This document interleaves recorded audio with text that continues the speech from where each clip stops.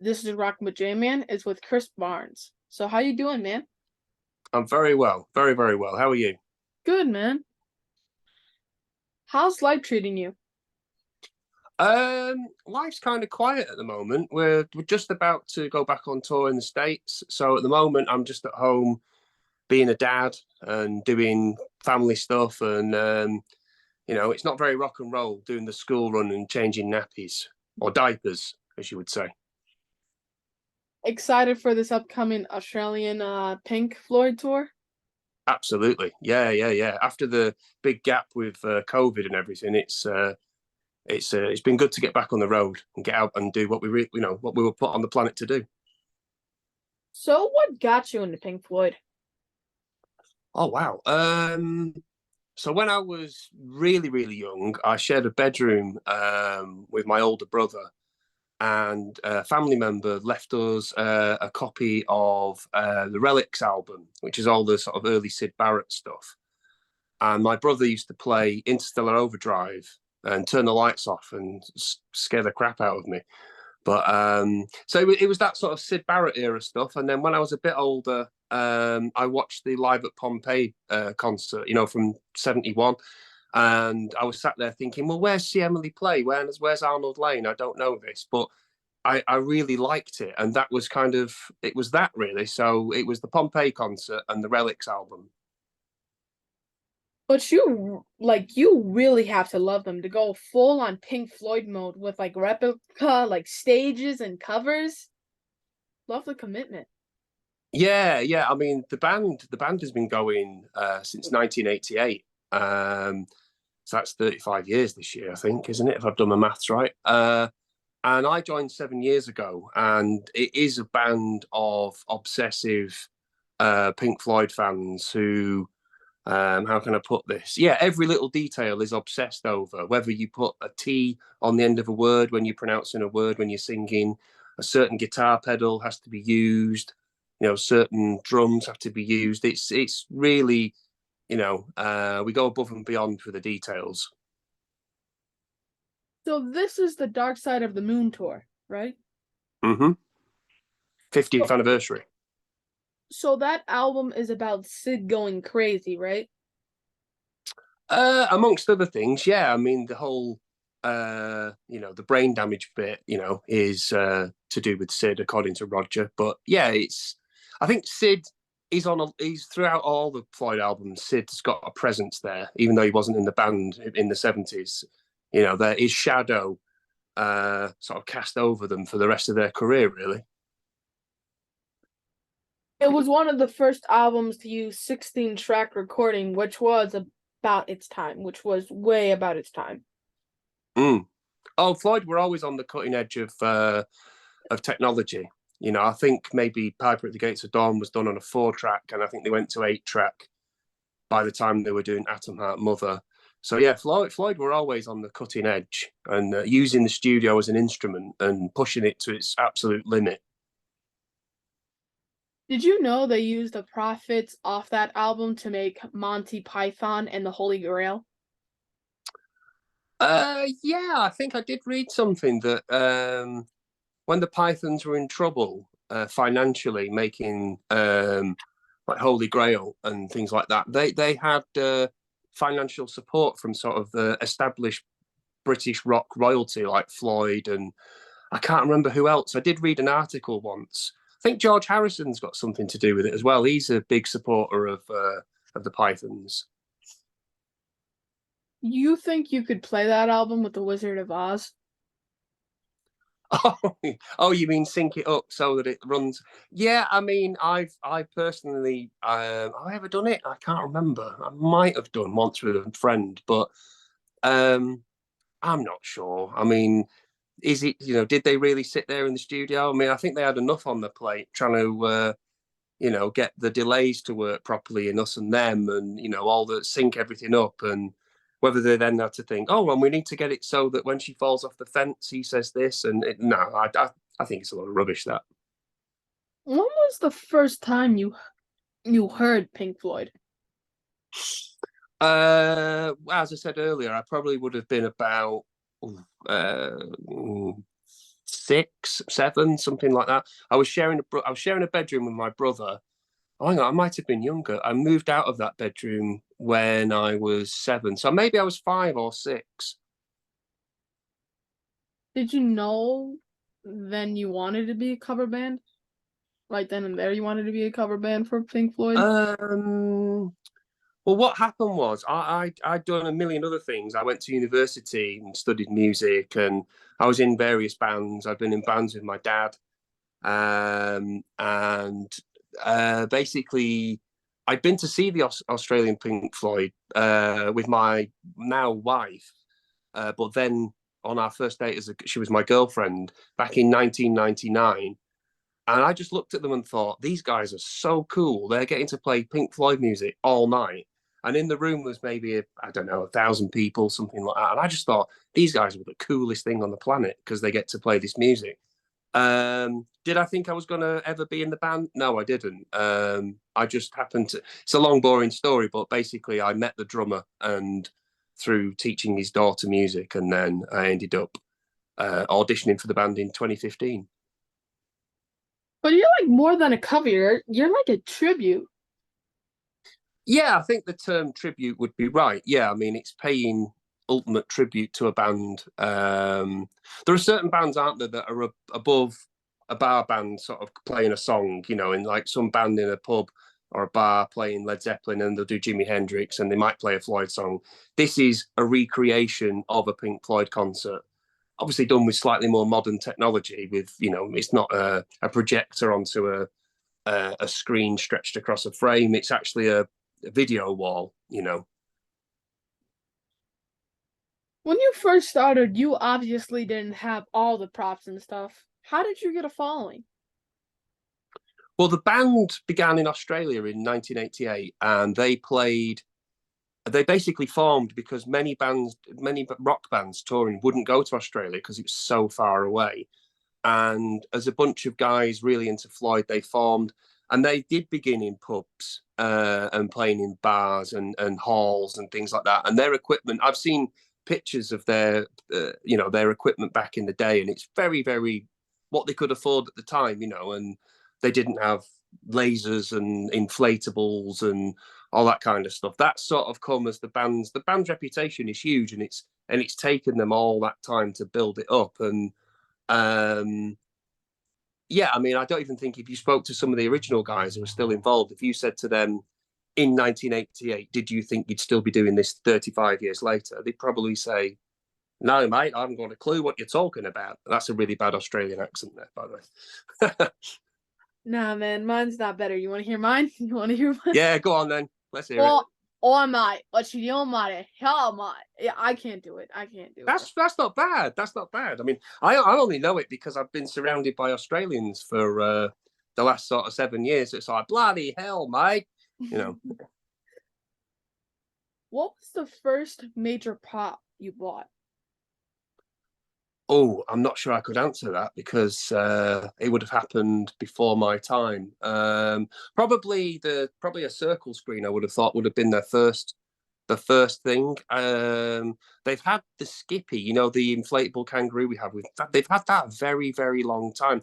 Must be like 20 years, something like that. They've had it a long time. In fact, we've got a new Skippy, apparently. I've heard there's a new one in the works being made. So we'll have a new Skippy, a new and improved Skippy 2.0. And how many things do you have now? How do you mean? Like Inflatables or props, like props. props? There's an inflatable teacher for another brick in the wall. That gets some freaky looks off people because it's not the most attractive thing in the world. We've got Skippy, the big inflatable kangaroo, and then we've got a pig. If the venue's big enough, we swing a big pig out during Run Like Hell from underneath the PA. It's a huge thing, but the venue has to be wide enough for us to fit that in. And I do believe, although I've never seen it, that there is an inflatable mother. You remember from the wall? But I've never seen that, so I couldn't confirm or deny that. How much does all that stuff cost? I haven't a clue. I am just the singer. Things like that are way above my sort of, you know, way above my knowledge. Um, the, I couldn't possibly, I wouldn't even want to guess. I wouldn't even say, oh, I think it's $10,000 or whatever. I have no idea. A lot of money anyway. Has any of the Pink Floyd members seen you perform before? Yes. Again, before my time in the band, David Gilmour apparently had called to see the band at a gig in London and came backstage and met them and had a beer and invited them to the Division Bell shows at the Earl's Court in London. And then the band ended up playing at Gilmour's 50th birthday party. And members of Pink Floyd got up and jammed with them.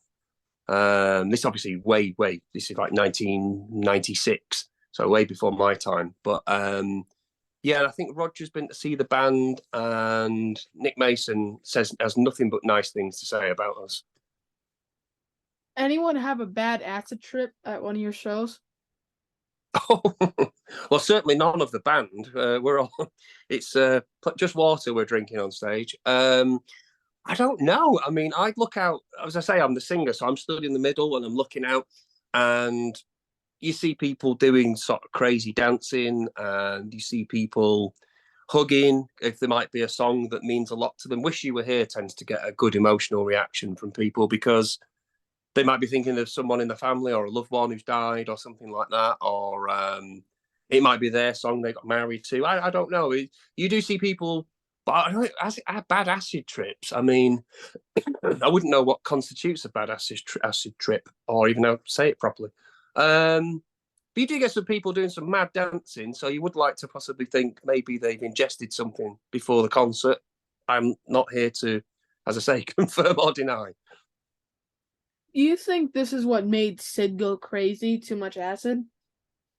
Well, the members of Floyd have debated this, haven't they, and said in interviews that they think that he did do too much acid, and that the people he was hanging around with once Floyd sort of became successful were these sort of hanging on, the hangers-on crew of sort of sycophants and giving him drugs, and thinking he was some sort of deity and everything.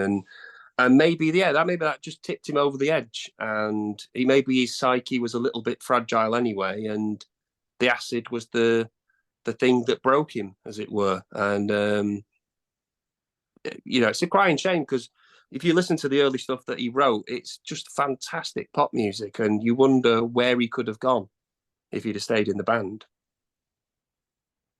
Yeah, man, acid's really bad for you, man. Like those kind of like psychedelic drugs that make you trip. It's Yeah, not for me. yeah, yeah. These I'll have people, a beer. That's about as far as it goes. yeah.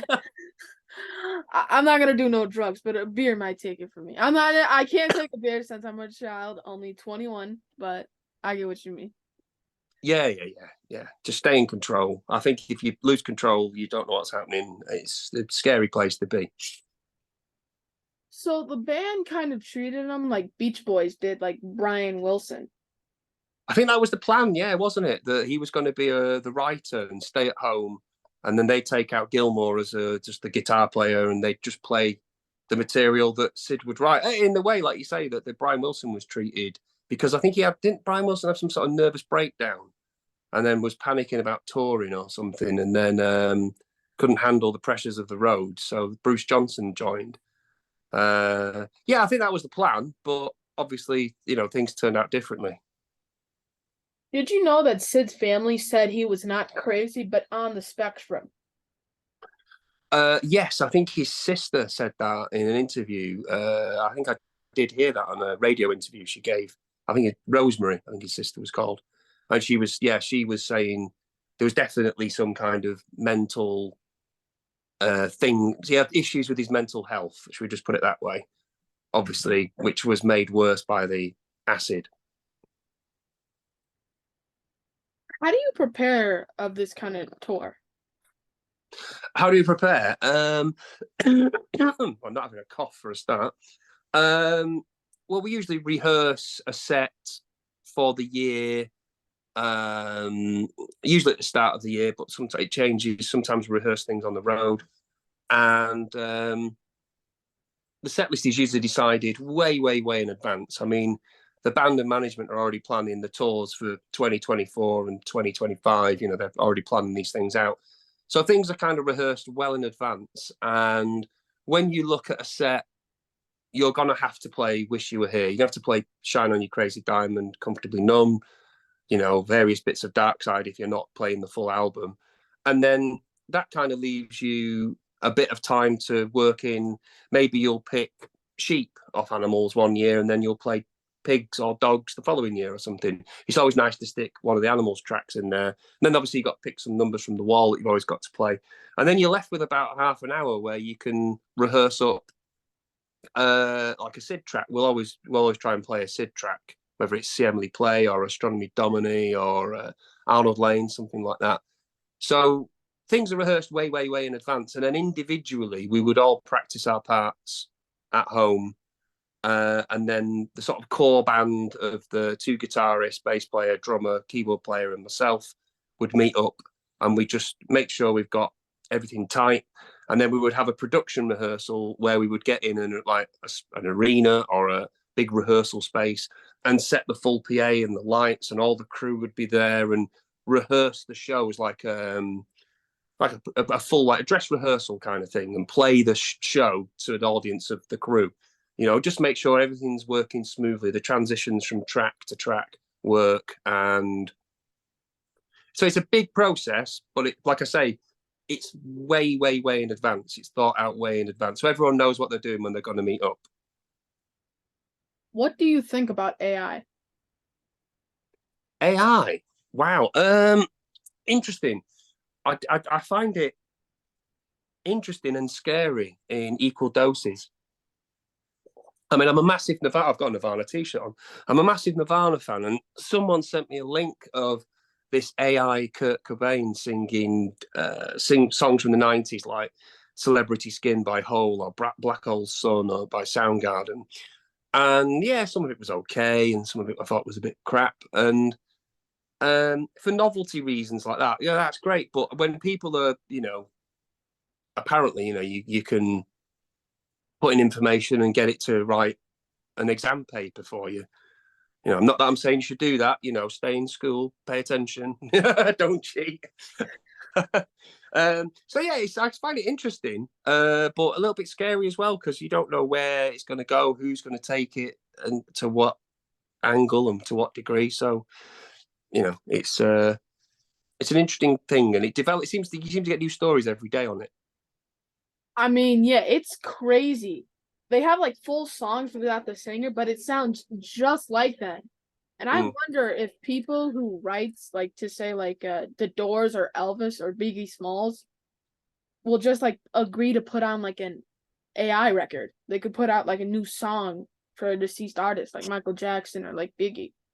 Yeah, I mean, I did read something where someone was saying there are a percentage of fans who will just be like, yeah, it sounds like Drake or whatever, so yeah, I'll have it, you know, and I'll buy it and I'll download it or whatever. But I'm a bit of a purist on that front. I'm a music nerd. I'm a big vinyl collector, and you know, to me, it has to be the real thing. I wouldn't want to listen to, oh, look, we've just found this new Nirvana album. I know there's not a new Nirvana album in the vaults. You know, you know, come on, don't be silly. It could be used for better purposes, should we say? They could make a new Pink Floyd album without them now. Like, Yeah, yeah, that could be done. I mean, I don't know what it'd sound like, because I'm sure, and if that did happen, it suddenly appeared on the internet, and I'm sure Roger Waters had something to say about it, and David Gilmour. You know, they love to have you know, a conversation online, should we say?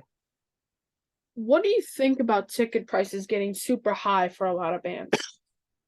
Um, well, speaking of Roger, I'm going to go and see him next week in Manchester in the UK, and I can't remember the price of the ticket because I bought it way in advance, but I think it was about the same price that I paid for an entire weekend at a festival like 20 years ago or something.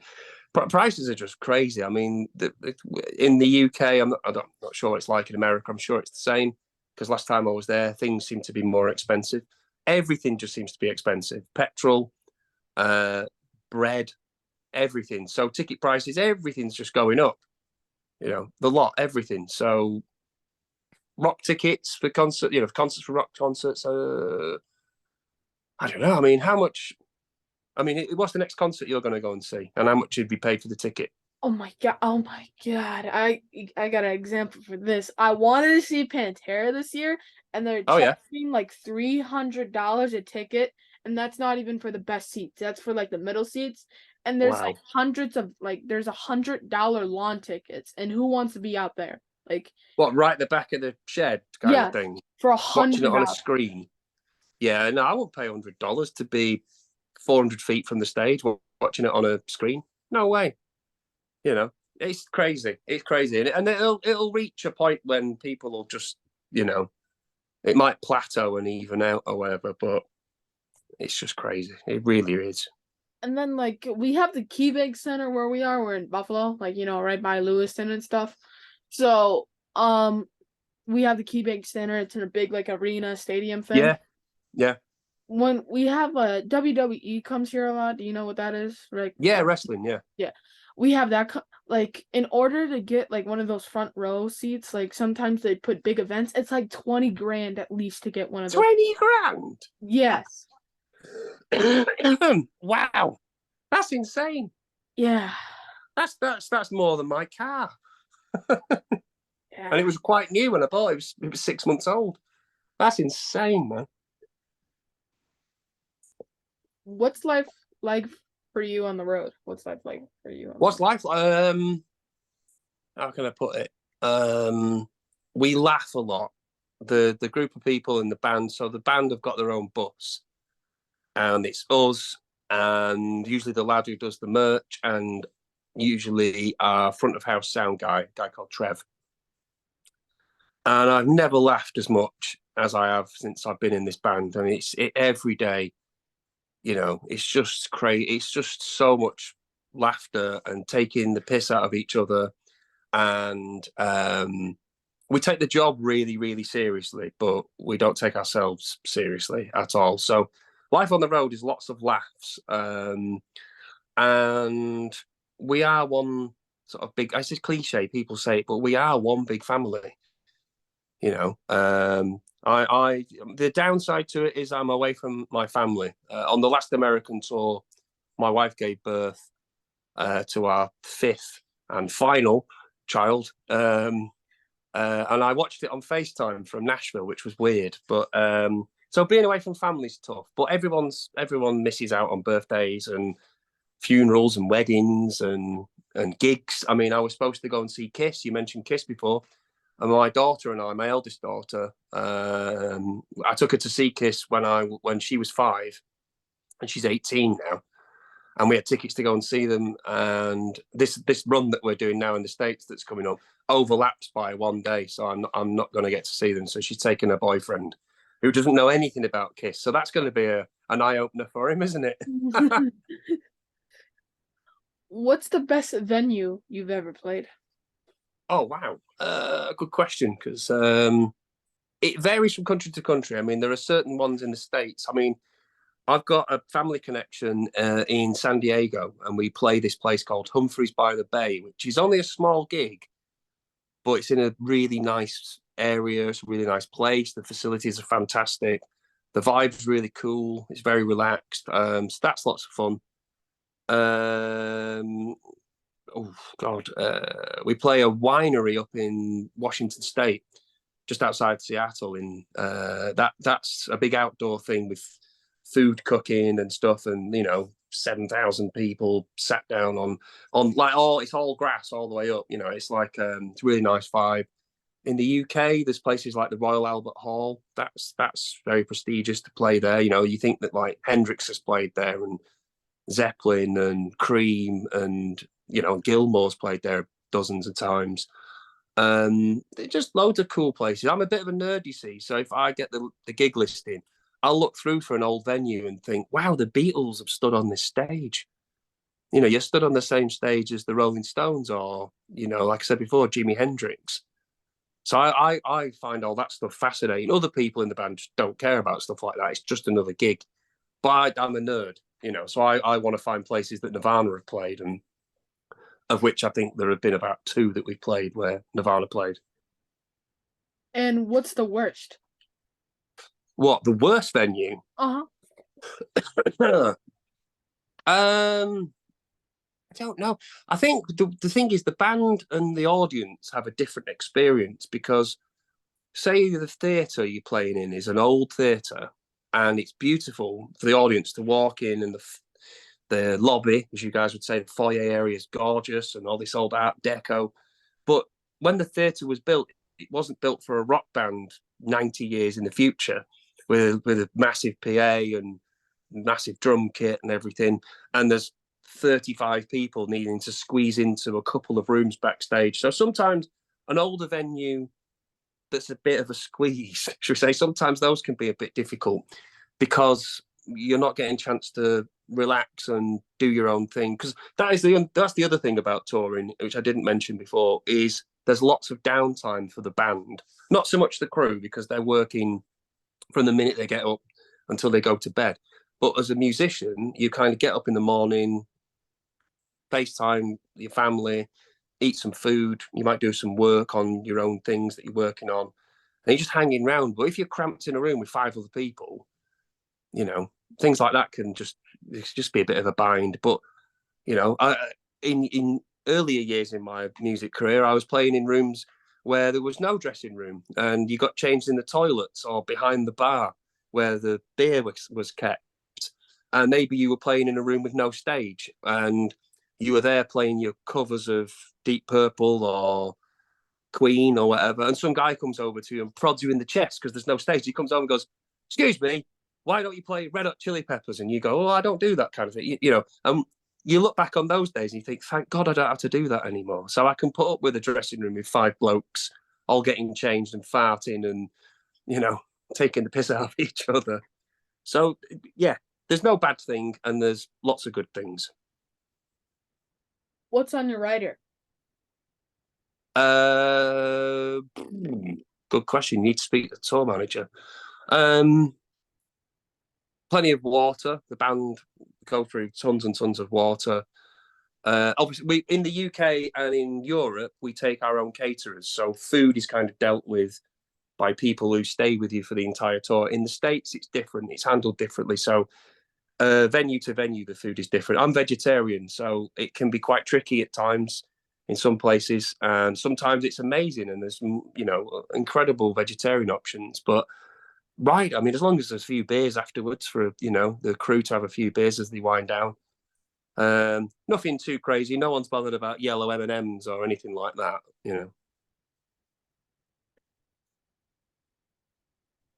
Ever have a crazy interaction with a fan? Yeah, lots. um, Funnily enough, in the States, you guys know how to have a good time, don't you? Obviously, I'm British, so we're quite reserved, and as are Australians. They're kind of part of the British Commonwealth and all that. I do remember on my first American tour, we played a casino gig, and in casinos, we're given a hotel room each for the day, and you can chill out and lie in the bath all day, listening to watching films or listening to music. And I remember after the gig, I got changed and I walked back to my room, and I was going back to the bus and I'd forgotten where the buses were.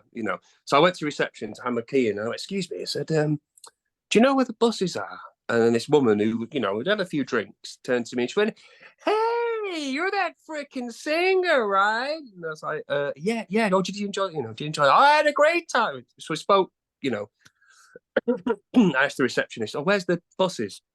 I said, "Oh, if you go back in the venue and you turn left and you go down the corridor, there's an exit there and you can get to the bus." "Oh, great." So I got my case and I started to walk away. She went, "What? They make you carry your own cases?" I went, "Yeah, because I'm not Mariah Carey. I'm, I'm just a bloke." That was a bit strange. The first time that happened, but people are just really lovely. They want to just tell you they've had a good time.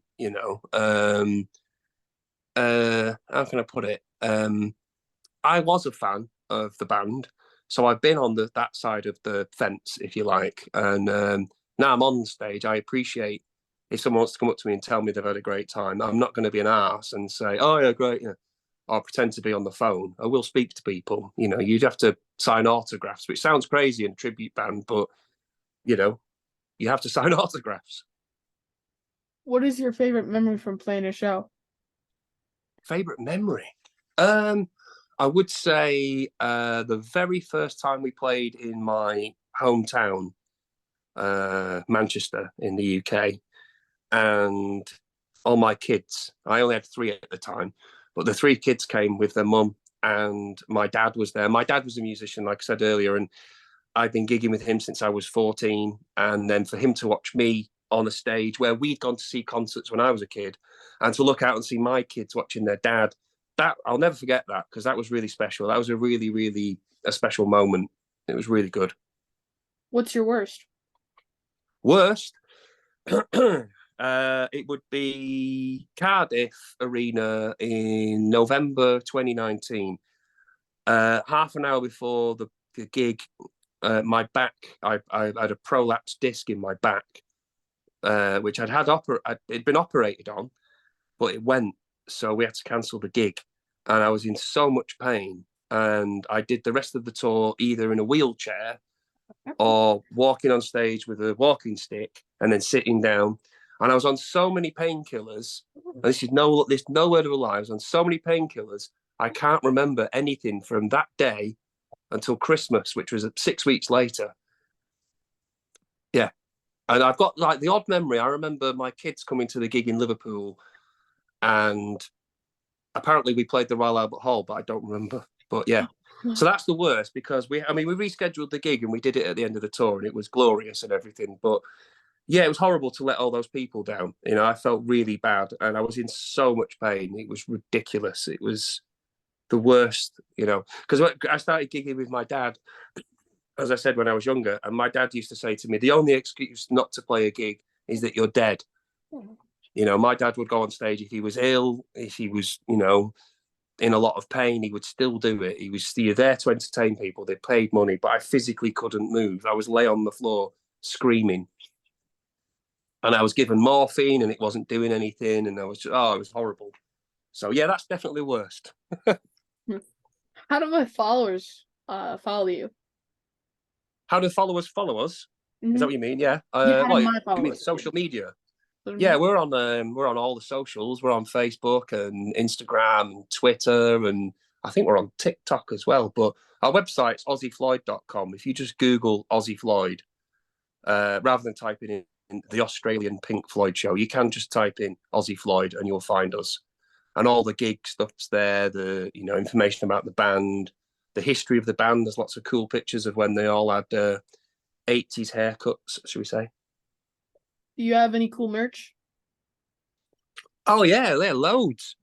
T-shirts, uh, all kinds of like hats, and oh god, we've got DVDs, vinyl, CDs, yeah, T-shirts, hoodies, vests, just all kinds of standard stuff. You go to a rock gig and you go to the merch stand, you'd see whatever you would expect to see. Beach towels, flat, those things for putting around your drink to keep your drink cool and all that kind of stuff. It changes from year to year, but Rubik's cubes. We had a Rubik's cube once, USB chargers and all that kind of stuff. Loads of things. You know you gotta hook up your boy with some fresh gear. Come on, man. Well, a bit like, are you coming to our show in? I've forgotten the name of the place now. You said it before, near Buffalo. Listen, yeah, that's my Yeah, home. are you coming? Yeah. Are you coming to the gig? Right. Okay. Well, I'm trying to think how we could do this. We'll work out a way, and we'll meet up. I don't know how we'll do this. I take it you're coming like your dad or something. Yeah. Well, Yeah. yeah. Like my family. Yeah. Yeah. Right. We'll work out a way of doing it. And then we'll keep it. I don't know how we do this. We'll do this after the recording. We'll work something out. But yeah, don't worry about it. He says, like, it just sorting things out on the fly. But yeah, we're not a problem. So, fun question time. You're on death row and it's time for a final meal. What's on the menu? Oh, cool question. Well, I'm a big fan of Indian food, so it would have to be a, a vegetarian curry, some kind of like Rogan Josh or Madras or a jalfrezi, some sort of really spicy Indian food, washed down with some good beer. Probably because it's a spicy job. It would probably be some kind of like Kingfisher lager or something like that. Because I've toured India before, not with this band, with another band, and lived on curry 4 meals a day for weeks on end. And I just love the stuff. I could eat it every single day for the rest of my life. I would do. It wouldn't be a problem. If you could have any superpower, what would you choose? Time travel. Same. Yeah, I'd like to go back in time, see some stuff, some concerts, meet some people. I'd like to meet. My mum died 22 years ago, so I'd love to go back and talk to her. But I'd like to go back in time and go back to. Imagine going back and seeing Jimi Hendrix, or watching. I'm a big Chicago Bears fan. Sorry about that, but I'd like to go and watch the Super Bowl 20 when they beat the Patriots, something like that. Just time travel. Why would you want to be invisible, or have really strong, I don't know, like laser eyes or something? What would you have? Yeah, probably time travel, but like time manipulation, like where I could freeze time or like stop Well, time. now that would be cool. Yeah, Yeah. yeah, because you could just pause everybody and then put them. There was a Simpsons episode, wasn't there, like that, where Yeah. they had a watch and then but then they broke the watch and they couldn't fix it, and everyone they grew up and everyone stayed the same. Yeah, yeah, time manipulation. Yeah, that would be good as well. I'd have time travel with a couple of days of bonus time manipulation just to mess with people. Yeah, I would always think that was a cool superpower. Yeah, definitely. Hey man, sorry for your loss. Oh, it's fine. Don't worry about it. It's a long time ago. It's a long time ago. But yeah, yeah. I'd like to see her again if that was possible via time travel. I'll get working on it on tour. I'll see if I can make a time machine out of a DeLorean or something. Oh no, that's a film. Let's say you could choose any song ever written by any band and you can change that song where you were the one who wrote it and it was your song. What song would it be and why? Wow. What? So I'd have the songwriting credit and the royalties going forwards, kind of thing. I've not got to get on stage and sing it because I say I'm a massive Nirvana fan, but I could sing about one. I could sing a Nirvana gig for one night and then probably not sing for about a month because my voice would be completely killed. Um, let's say a Beatles song because it's old enough. It's like some of the Beatles stuff 60 years old now. So you're talking like, see, I'm being really greedy here and just going for the money. Is that what you meant? Or do you just mean like, just because you'd want to say I wrote Hey Jude or I wrote Strawberry Fields Forever or something? Nah, man. I kind of always had that as thought of just like if I would choose, I would probably just choose any Beatles song for the royalties or Yeah, because like that's millions of. Well, I don't know. Is it? Paul McCartney's like a billionaire or something, so maybe it is. So maybe let's go back. I mean, the most streamed Beatles song on the sort of streaming platforms is "Here Comes the Sun." So maybe that, because yeah. it's a wonderful song, and George never gets enough credit. So there you go. I'd say "Here Comes the Sun." Well, man, thank you for being on my show. Up next time we talk is at the backstage at one of your shows. It's been a real pleasure seeing you, and I will see you at Lewiston. Okay? Absolutely, looking Yeah. forward to it, mate. Yeah, it's been Yeah. lots of fun. Thank you. See ya. See you later. See ya.